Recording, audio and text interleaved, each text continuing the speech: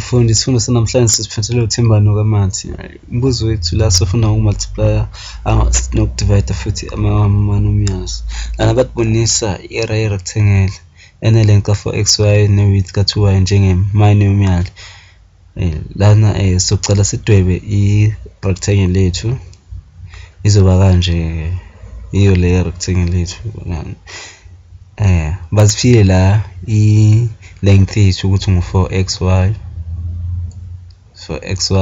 ne-width yethu ukuthi ngu-2y.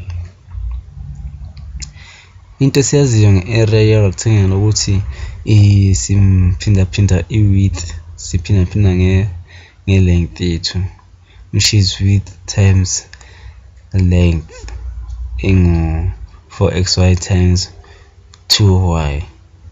So sizobhala area is equals to i-width yethu ne-length yethu. I-length yethu ingu-4xy, so siyabhala 4xy times i-width yethu engu-2y, wasiphile lapha u-2y sithi times 2y. Uma inje-ke kumele siqhubeke futhi sizimultiply lezi. Ungaqala ngayiphi indlela uthanda ngayo. La thina sizoqala ngo-4 ngenombolo, sothatha u-4 simphindaphinde ngo-2, lapho-ke sizothola uba no-8. Bafundi, bese silandele nge-term yethu esibili elandelayo engu-x.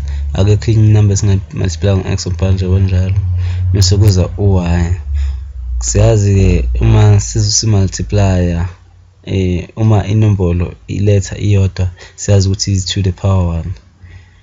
So uma siyazi futhi ukuthi uma siphindaphinda ama-exponent ane same base siyahlanganisa ama-exponent. Phecelezi masho bathi if you multiply the powers of the same base you add the exponents. So u-y sizofaka u2 phezulu ngoba ibase yethu engu-y iyafana. Bathi bafuna sibonise i-array rectangle njenge-monomial. Sesikwenzile lokho, iyo le monomials 8x to the ax times y to the power 2. Siyabonga abangani, sihlangane futhi ngokuzayo.